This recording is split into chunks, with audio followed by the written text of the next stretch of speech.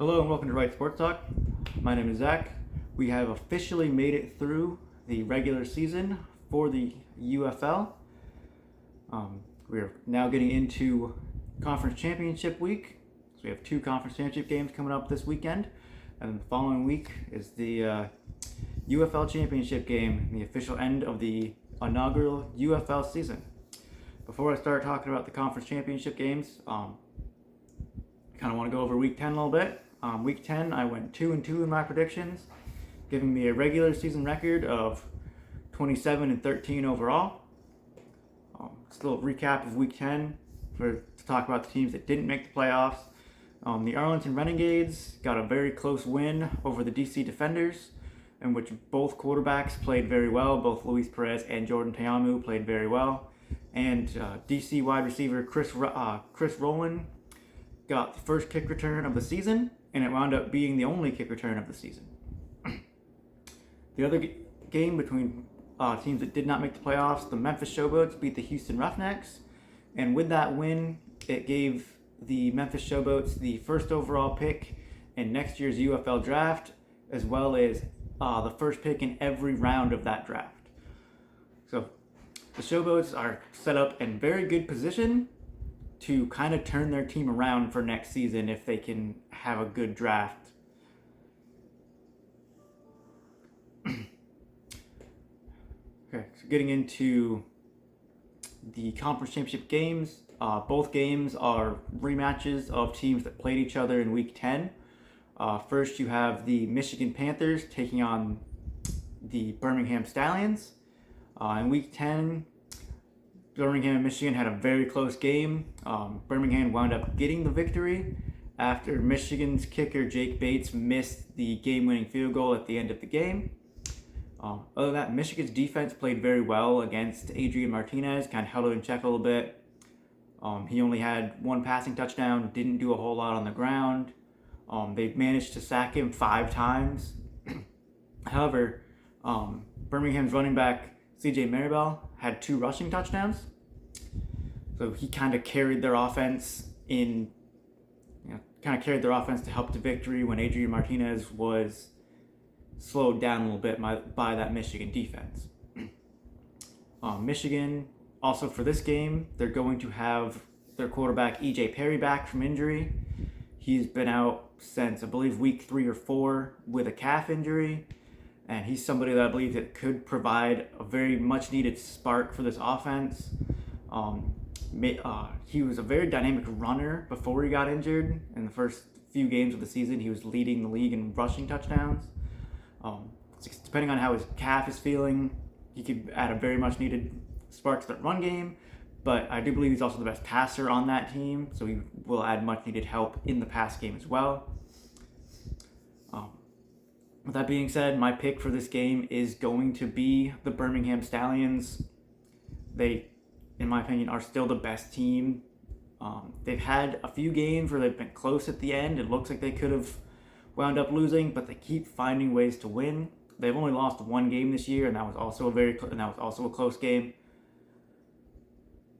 They're a team that I think talent-wise, they just have too much talent to not win this game.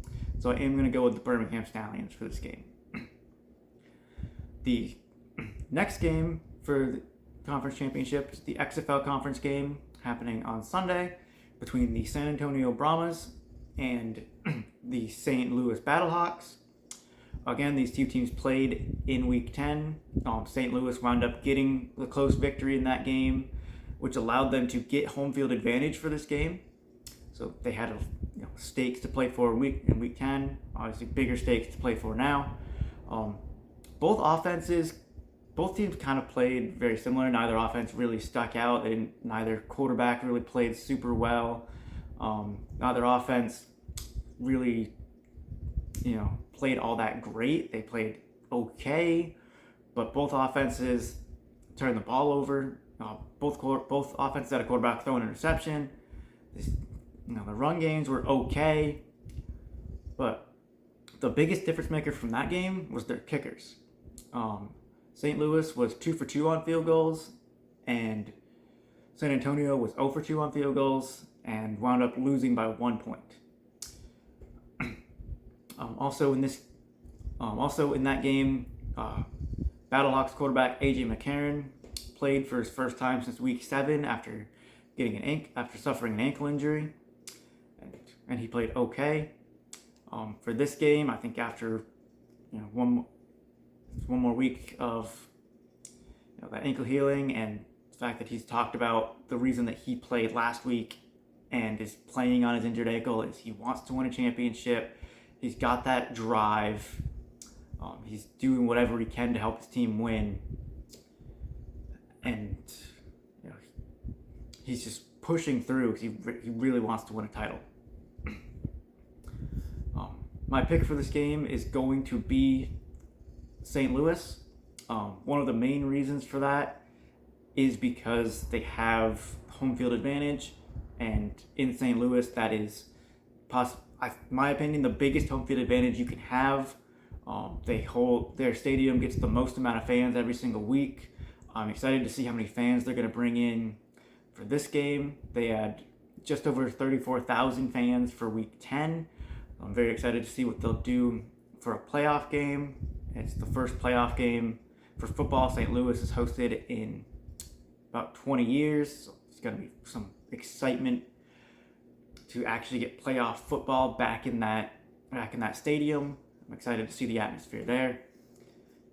I also think that the big difference maker in this game is going to be St. Louis's offense, and if AJ McCarron and wide receiver Hakeem Butler can get on the same page early.